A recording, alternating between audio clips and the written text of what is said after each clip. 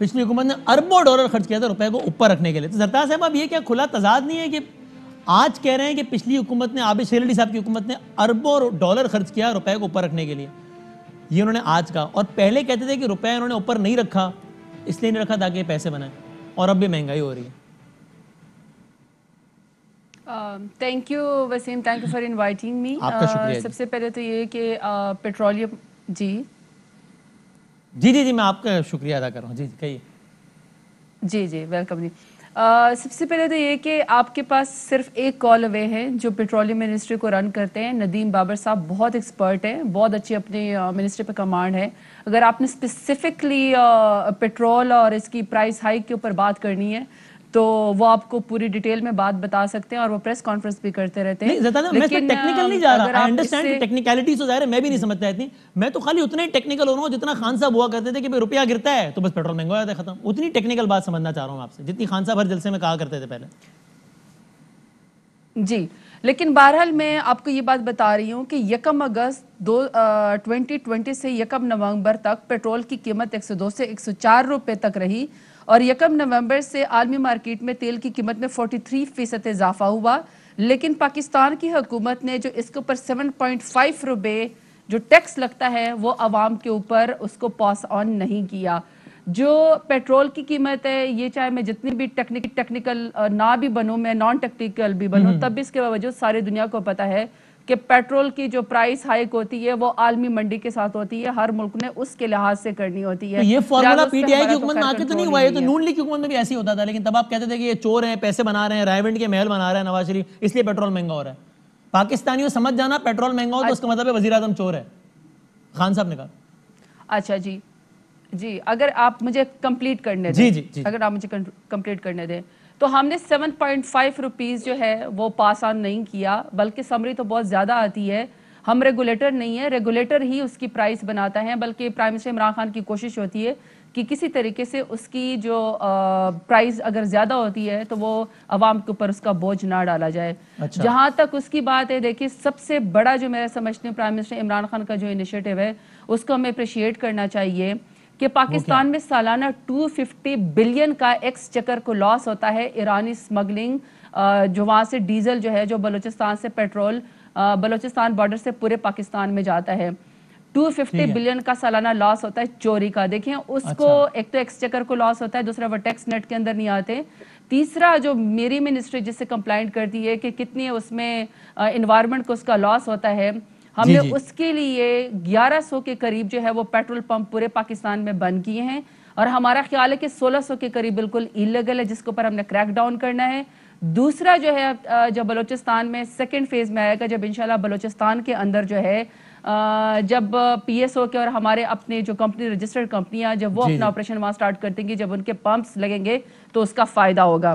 جو آپ نے کہا کہ g prime minister Imran Khan کہتے تھے, جی ایک سیکنڈ وسیم, آپ جو کہتے ہیں کہ جو پرائم منسٹر عمران خان کہتے تھے کہ جب پچھلی حکومتیں تھیں ہمیں ہمیشہ یہ بات یاد رکھنی چاہیے کہ 31,000 ارب کا 31 ٹریلین کا قرضہ اس ملک کے اوپر نواز شریف کی حکومت نے, جو پہلے 6 بلین کا ان کو ملا تھا جس میں 27 مزید مکس کر کے, تو 31 ٹریلین کا جو قرضہ یہ ہماری قوم کے اوپر چڑھا گئے ہیں.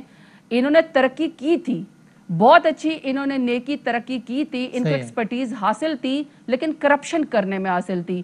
پچھلے 5 سالوں میں اور جب بھی نواز شریف کی حکومت رہی ہے کبھی بھی عوام کو کوئی چیز ریلیف پاس آن نہیں کیا گیا. اب آپ خود اندازہ لگا لیں کیوں پرائم منسٹر عمران خان ایسا کہتے ہیں. جب بھی کوئی رسا گیر پکڑا جاتا ہے, کبھی جب بھی کوئی بدماش پکڑا جاتا ہے, کبھی منشیات فروش پکڑا جاتا ہے, ڈکیت پکڑا جاتا ہے, بیواؤں کی اور ناداروں کی مسکینوں کی زمینوں کے اوپر قبضہ والا پکڑا جاتا ہے, تو آپ دیکھیں کہ اس کو مریم باجی کہتی کہ وہ پی ایم ایل این کا سرمایہ ہے. اب رسا گیر قبضہ مافیا اگر پی ایم ایل این کا سرمایہ ہو جائے تو یقین انہوں نے ترقی کی ہے. ٹھیک ہے, اب زرتاج گل صاحبہ اس پہ بتا دیں کہ اپوزیشن یہ گورنمنٹ جو ہے اگر اس میں واقعی سنجیدہ ہے تو پھر جو طریقہ کار ہوتا ہے کہ گورنمنٹ کی کمیٹی بنتی ہے, وہ اپوزیشن کے پاس جاتی ہے, ان کو آئینی ترمیم میں مناتی ہے, یہ کام کرے گی گورنمنٹ یا صرف ٹیلی ویژن پر ہی اناؤنسمنٹ کرے گی, پہ سیاست کرے گی کہ ہم آئینی ترمیم کر رہے ہیں, آپ نے ساتھ دینا ہے تو دیں, نہیں کرنا ہے تو آپ ایکسپوز ہو جائیں گے, بس جائیں.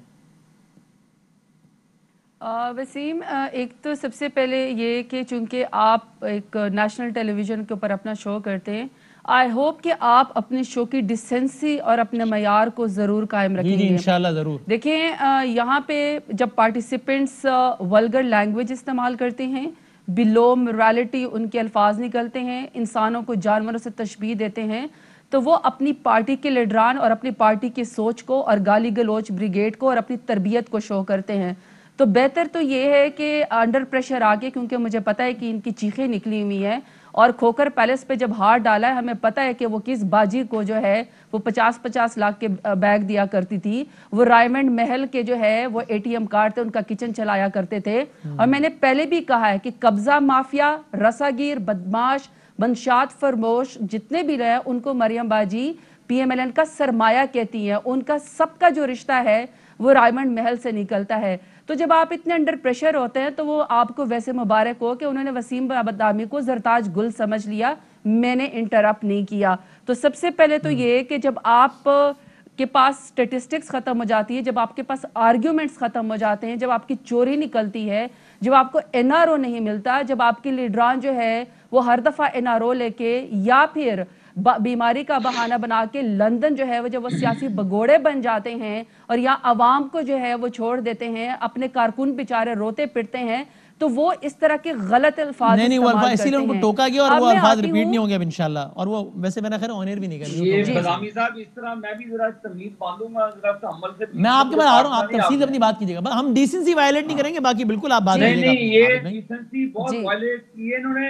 یہ آپ نے بھی میری بات تحمل سے دیکھیے وسیم پھر وہی ہو رہا ہے، باری میری وہ اپنی باری کا انتظار کریں. اگلی باری شیشے میں ان کی نکلوا کے بھیجوں گا یہاں سے، فکر نہ کریں. نہیں بھاگا کہ نہیں، ہم اپنے اپنا پوائنٹ آف ویو پہ سب قائم رہیں لیکن ڈیسنسی کے ساتھ. زرتاز صاحب اس کا مجھے سوال کا جواب دیجیے گا، بتائیے گا کہ کیا گورنمنٹ باقاعدہ جائے گی اپوزیشن کے پاس؟ دوسرا وسیم میری بات سنیں. نہیں Waseem, it's not going to work. لوگ دیکھ رہے ہیں. دیکھیں سب سے پہلی بات تو یہ کہ اگر آپ نے مجھ سے سوال کرنا ہے نا یا کسی نے سوال کرنا ہے تو آپ یہاں پہ چیئر بیٹھے ہوئے ہیں.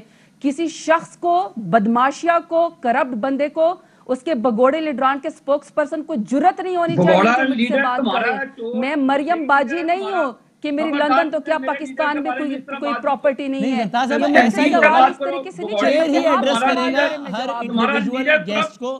آپ اس سے کراس ٹاک نہیں ہوگی. عابد بھائی یہ غلط بات کر رہی ہے. عابد بھائی آپ اپنے وقت پہ جواب.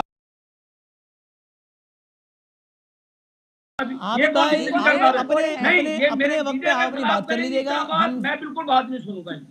آپ مجھے ٹوکتے ہیں، وہ بگوڑا لگی. آپ نے بھی تو شروع وہاں سے کیا نا، جانوروں کے نام سے آپ نے بات شروع کی. پہلا جملہ آپ نے شو کا ایک جانور کا نام لے لیا، تو میں آپ کو کیا ٹوکوں گا ہی نا. میں تو اس پہ ظاہر ہے let's agree to disagree and let's agree to be decent. ٹھیک ہے، صحیح ہے. آپ ان کے بات سن لیں پھر آپ کی بات سنیں گے. اب آپ کمپلیٹ کر لیں زیادہ کوئکلی، پھر میں جی. تو وسیم اب میں شروع کر رہی ہوں رانا مشہود سے، جو وزیر تعلیم ہے. یوتھ فیسٹیول میں اس نے اعتراف کیا کہ اس نے رقم لوٹی. میں محسن شاہنواز رانجھا سے شروع کرتی ہوں، جس نے سرگودا میں 2000 کنال پر باغ لگایا جو کہ گورنمنٹ کی زمین تھی، انہوں نے قبضہ کیا. تہمینہ دلتانہ صاحبہ جنہوں نے 40 ایکڑ سے زیادہ محکمہ آبپاشی کی زمین پر غیر قانونی قبضہ کیا. دانیال عزیز صاحب نے عابد شیر علی صاحب پہ بھی لگایا. وہ آپ نے سنا دعویٰ کر رہے ہیں کہ میری ایک ہی ثابت کرنا.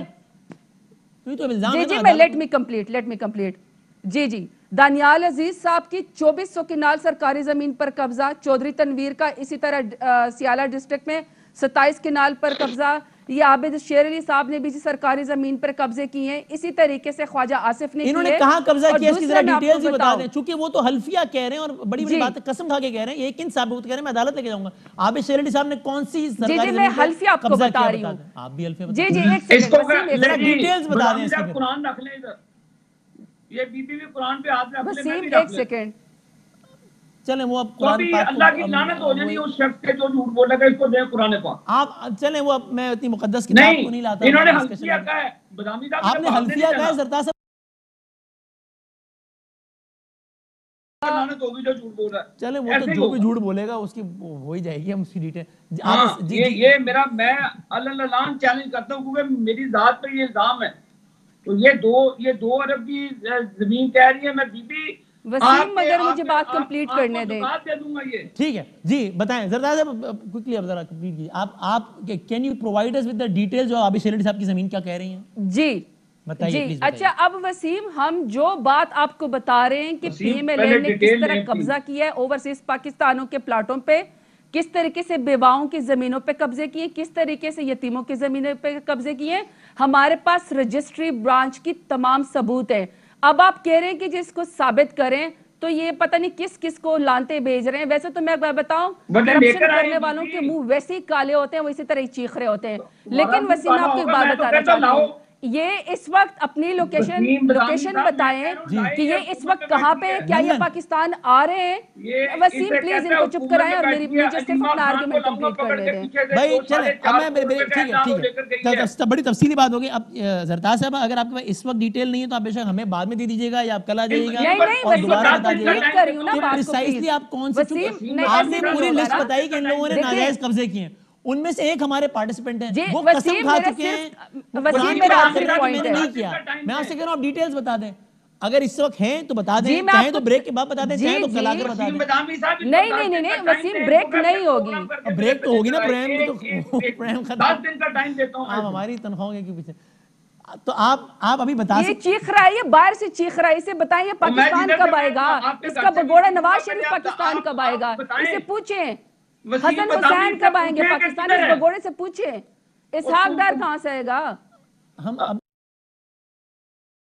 ابھی ہم کیا اسپیسیفک 4.5 کروڑ روپے کی چوری چلو پھر میں بریک کے بعد این آر او لیا اس نے. یہ آپ نے دونوں نے اپنی بات کر لی, اگر وہ ڈیٹیل آپ بتانا چاہیں میں آپ سے شروع کروں گا بریک کے بعد. آپ شیر علی صاحب میں بریک کے بعد آپ سے بات کروں گا. نکل رہی ہیں دم پہ پاؤں آیا ہوا ہے, پتہ نہیں کس طریقے سے غلط الفاظ استعمال. Fly with PIA and save gold. Register now. Scan QR code and register yourself to get gold and loyalty benefits.